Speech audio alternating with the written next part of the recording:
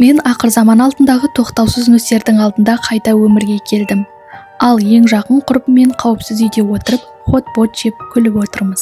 Анашым, хуй сіздің нефрит білезігіңізді сындырып қойды. Асыранды сіңіліп Ван Цзяншан кенеттен жүгіріп шығып айқайлап салды. Мен шошып кетіп, жерде жатқан нефрит сынықтарын байқамай басып кете жаздадым. Келесі сәтте әкем Ван Хуйгуйдың ашулы дауысы естілді. Хуй, бұл білезіктің қаншалықты қымбат екенін білесің бе? Бұл сенің анаңа әжеңнен қалған жалғыз естелік. Хуй әпке мені жек көреді, сондықтан әдейі сындырды. Сосын маған кінәлі адамдай қарап қойды.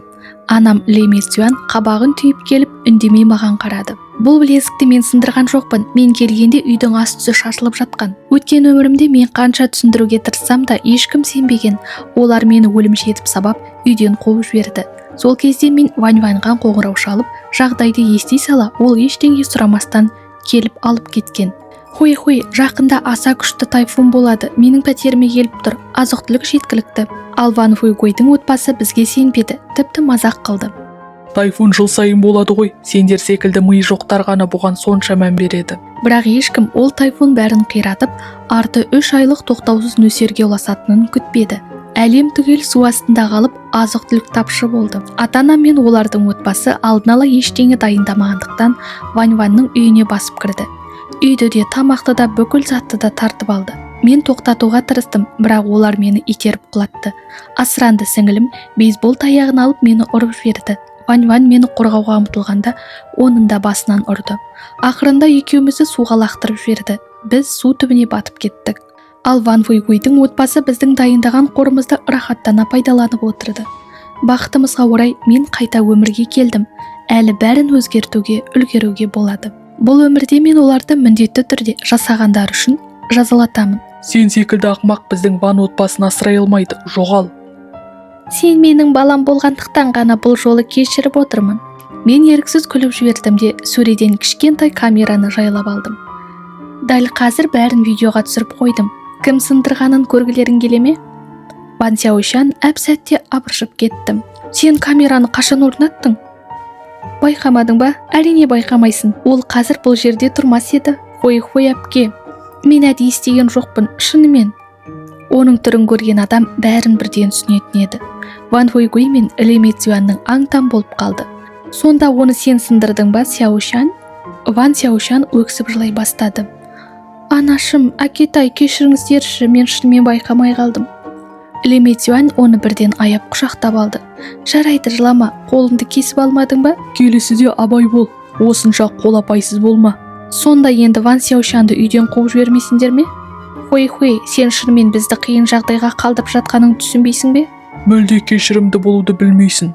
Қандай адам үйіне жасырын камера қояды? Мен жай күліп, камераны қайтадан шкафқа қойдым. Бұл камера қосылып тұрған жоқ еді. Мен жай ғана айтып көрдім. Неге өзіңді өзің ұстап бердің? Сендер шынымен 200-сіңдер. Осыны айтып, олардың түнерген түріне қарамастан бұрылып кетіп қалдым. Төменге түсе сала Вань-Ваньға қоңырау шалдым. Вань-Ван, мен саған барамын. Не болды? Күте тұр, қазір жетемін.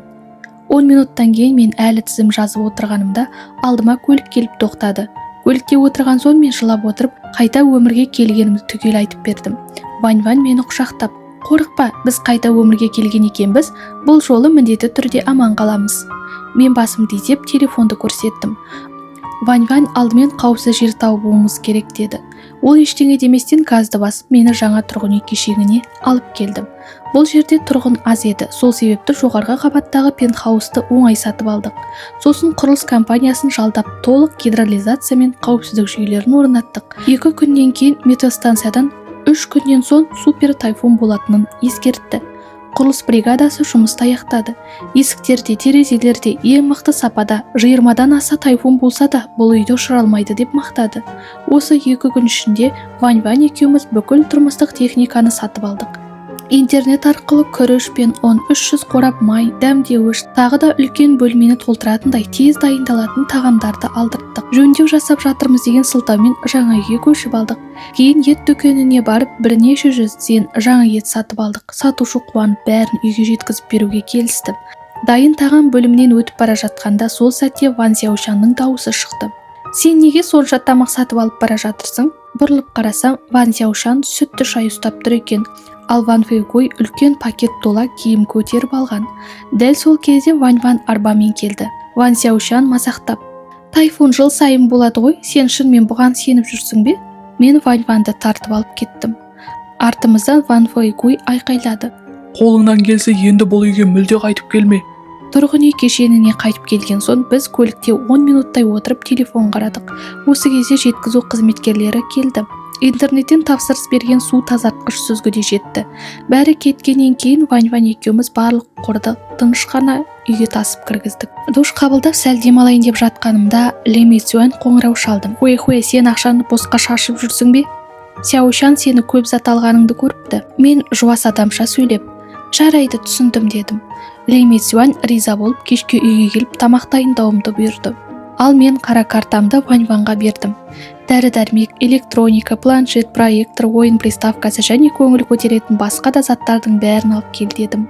Мен интернет арқылы тамаққа тапсырыс беріп, оны алып үйге қайттым. «Неге сонша кешіктің? Тамақ суып қалған болар». «Сатып алған теңіз өнімдері әлі келген жоқ. Ертең сендерге дайындап беремін». Бүкіл отбасы көмкілдеп мені тезірек дастархан жаюға асықтырды. Ли Мицюань толған дастарханға қарап отырып, маған бір қорап тез дайындалатын кеспені лақтырды. «Мынаны алып өзін бөлек же». «Жарайды, мен барып сәлемдемелерді алып келейін. Сендер асықпай жей беріңдер». Дастархан толы ащы да хош иісті тағам еді. Олар тіпті бастарын көтермей жеп қойды. Өткен өмірімде Ван Сяошан телефонымды жасырын қарап, Вань-Ванның үйінің адресі мен құпия кодын біліп алған болатын. Ал бұл өмірде мен сол пәтерде оларға арнайы тосынсый дайындап қойған едім. Тайфун келерден бір күн бұрын біз Вань-Ван екеуміз сыртқа шығып, соңғы тыныш күннің рахатын көрдік. Түнде жел барған сайын күшейе түсті. Жаңбыр терезені бұршақтай тарсылдатып соқты. Тайфун қоқыстар мен жол белгілерін ұшырып әкетіп жатты. Біз Вань-Ван екеуміз жатын бөлмеде отырып, телефондағы интернеттің бірде өшіп, бірде қосылып жатқанын қарап отырдық. Таң ата жел сәл басылды. Сол кезде отбасылық чатқа хабарлама келді. «Хуэй, тез қайтып келіп тамақ дайында». Мен төмен қарап тұрған бас бармақ эмоциясын жібердім. Ван Фэйгуй ашуланып кетті. «Картаңды бұғаттап тастаймын». Мен май қосылған кеспені жеп отырып, «Қалағаның түсте» деп жауап бердім. Сосын телефонның дыбысын өшіріп, ыдыс жууға кеттім. Менсіз ақ олар қымбат дайын тамақтарға тапсырыс беріпті. Тіпті Ван Сяошан суретке түсіріп, чатқа салып: «Мына дастархан 100 мың тұрады. Хуэй, сен өмірінде мұндайды жеп көрмегенсің. Қара картаңды бұғаттап тастады» деп жазыпты. Мен бұқтырылған еттің иісін жұтып отырып, олардың азық жинайтын соңғы мүмкіндікті өткізіп алғанын күтіп отырдым. Келесі күні тайфун бұрынғыдан да қатты болды. Жердегі көліктер жел ұшырып әкетіп жатқан ойыншықтай көрінді. Кешке қарай жел сәл басылды. Басында ешкім мән бермеп еді. Бірақ 3 күннен кейін баға шарықтап кетті. Тіпті үйге тамақ тапсырыс беру мүмкін болмай қалды. Ван Фэйгуйдің үйінде ешқандай қор болмаған. Сондықтан ол чатта мені белгілеп, тамақты қалай әкелуге болатынын ойлап тап деді. Мен қайта алмаймын. «Қолыңнан келсе өзің кел» деп жауап бердім. Сосын бірден чаттан шығып, оны қара тізімге қостым. Ван Фэйгуйдің түрі көмірдей қарайып кетті. «Мен Хуэйдің қайда екенін білемін. Жүріңдер барып табайық» деді. Ван Фэйгуй ашуға бұлғып: «Жақсы, онда оның сазайын беремін». Бірнеше күн аш жүрген үшеуі әлін дегенде Вань-Ванның пәтерінің есік алдындағы камераға көрінді. Олар код теріп ішке кірді, бірақ ешкімді таппады. Ашудан аяқтарын тарсылдатып жатты, бірақ қолдан келер ештеңе жоқ еді. Ас үйден еттің иісі шығып тұрды, ал біз түсте қуырылған тауық жегелі отырғанбыз. Вань-Ван еш ойланбастан чатқа хабарлама жіберді: «Барлықтарыңа сәлем. Мен С блогындағы 401 пәтердің иесімін. Жаңбырлы күнде кішкене көмектескім келеді. Қазір мен қала сыртындамын. Үйдегі азықтарды алып кете берсеңіздер болады». Чат іші бірден қуанышқа толды. Барлығы оны мақтап жатты. Вань-Ван күліп отырып, бақылау камерасын қосты. «Қолымызды былғамай-ақ қойайық. Оқиғаның соңы не болатынын жай ғана көрейік». Камерадан Ван Сяошанның тоңазытқыштан ет пен жасыл бұршақ алып жатқанын көрдік. Ван Фэйгуй Ли Мицюаньға қарап: «Тез барып тамақ пісір. Не күтіп тұрсың?» Ли Мицюань тамақ дайындады. Ван Сяошан мен Ван Фэйгуй жарыса күріш салып жатты. Сол кезде есіктен пароль терген дыбыс естілді. Бәрінің көзі жанып кетті. Ван Фэйгуй есікке қарай жүгіріп барып, қолын көтеріп: «Ақмақ, тағы айтып келдің бе?» Есік ашылғанда сырттан денелі бір ер адам тұр екен. Ол бір сәт аңтан болып, кейін ашуға мінді. Ван Фэйгуйді ұстап алып жерге лақтырып жіберді. Басқа тұрғындар ас үйге жүгіріп кіріп тамақты ала бастады. Ван Сяошан ашумен: Сендерді кім кіргізді деп айғайлады.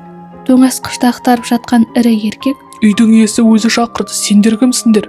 Ван Сяошан Ли Мицюанның артына тығылып: Анашым, мыналарды тез қуып шықшы. Бұлар тым көп екен, тез қашайық. Сөйтіп Ван Сяошанды тартып алып, жатын бөлмеге кіріп есікті жауып алды. Тұрғындар тамақты бөліп алып кетіп қалды.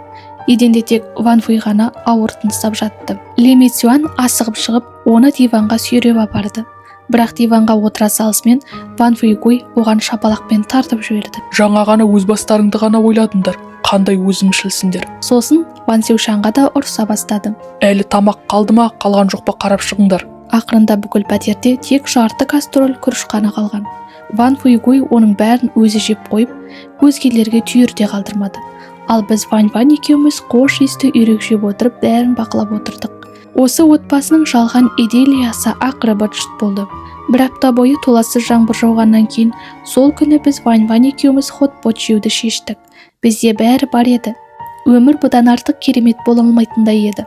Мен әдейі бақылау камерасын қосып қойып тамақтандым. Бір апта өткенде аштан қалған үшеуі тағы бірге отыр екен. Ван Фуйгуй қолында көгеріп кеткен кішкентай тоқаш ұстап отырды. Ли Мицюань да баяғы бай әйелге мүлде ұқсамай қалған. Мен күліп отырып хот-поттың суретін отбасылық чатқа жібердім. Бірінші болып көрген Ван Фуйгуй ашуға булықты. Мына ақымақ тым жақсы өмір сүріп жүр ғой. Өліп қалды деп ойласам, тығылып алып дәмді тамақ жеп отыр. Ол бірден видео қоңырау шалды да айқайлай бастады. Қарық сатқан қыз, тез арада тамақ әкел. Ал мен камера алдында тәбетпен тамақтанып отырдым. Ван Сяошанның сілекей ағып: әпке, өтінемін, бізге жейтін бірдеңе жіберші. Ли Мицюан асығып: Хуе, біз отбасымыз ғой, сонша сараң болма. Жаныңда отбасың жоқ кезде бөтен адамдарға сенбе. Хуе, мен сенің туған анаңмын ғой. Негізгі пәтерде әлі жасырылған тамақ бар. Үшеуі бірден үмітпен маған қарады. Сендердің әрекеттеріңе қараймын, сосын кімге айтарымды шешемін. Ван Сяошан бірінші болып қимылдады. Ал қалған екеуін ұра бастады. Ван Фуйгуй мен Ли Мицюан да қарсыласты. Бірақ Ван Сяошан жеңе алмай есікті ашып сыртқа қашып кетті. Сосын мен оларға: ас үйдегі қоқыс шелегінің ішінде бірнеше пакет нан жасырылған. Ли Мицюан бірінші болып ас үйге жүгіріп есікті жауып алып, нанды аш көздене жей бастады. Ал Ван Фуйгуй ашуланып есікті тоқтаусыз тарсылдата бастады. Мен видеоны өшіріп ертерек ұйықтап қалдым. Түн ортасында Ван мені оятып жіберді. Ол маған телефон ұсынды.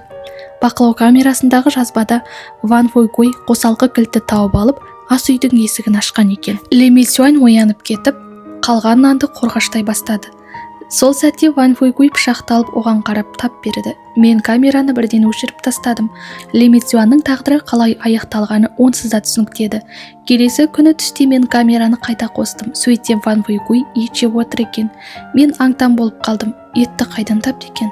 Сол кезде Ван кенет қақалып қалды. Менің де арқамнан суық тер жүгіріп, жүрегім айнып кетті. Дәл сол уақытта пәтердің есігі ашылды. Ішке Ван Сяошан кіріп келді. Оның артында орта жастағы ерлі зайыпты тұр екен. Ван Сяошан тәкаппарлана: Ван Фуйгуй, тез шық. Ван Фуйгуй қабағы қатып ас үйден шықты. Опасыз қыз, не бұлжырап тұрсың?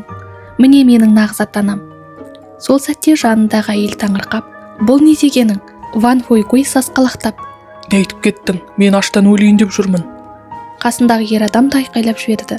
Олар ас үйге қарай жүгіріп кірді. 3 секундтан кейін әйелдің жан түршігерлік айқайы естілді.